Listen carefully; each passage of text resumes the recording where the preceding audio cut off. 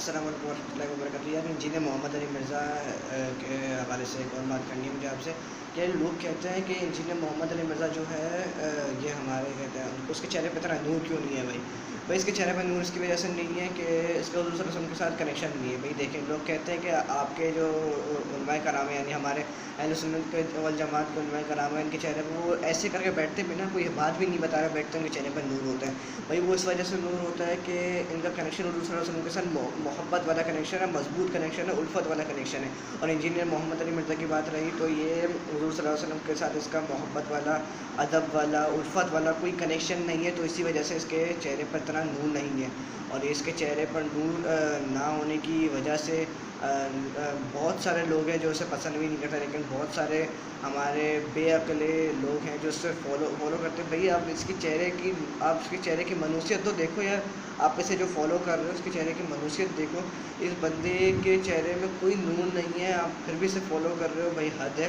یہ بہت ہی نادانی اور بہت ہی افسوس والی بات ہے کہ لوگ سب جانتے ہوئے بھی پھر بھی اس کا فالوور سے صحیح ہے یار۔ تو خدا رہا ہے ایسے بندوں کو سپورٹ نہیں کیجیے، ایسے بندوں کو فالو نہیں کیجیے جو آپ کے دین بلکہ آپ کی دنیا اور آخرت دونوں خراب کر رہے ہیں، اور آپ کی قبر بھی خراب کر رہے ہیں۔ قبر کے عذاب سے بچیے، آخرت کے عذاب سے بچیے، اپنا دین اور دنیا اپنا صحیح طریقے سے چلائیے، اور ایسے کسی کے فالوورز، ایسے علماء کرام کے فالوورز بنے جو آپ کو سیدھے راستے پہ چلائے، جو آپ کی آخرت اور آپ کے کہتے ہیں قبر کا معاملہ جو وہ آسان فرمائے، جیسے ہمارے علماء اہل سنت وغیرہ ہیں۔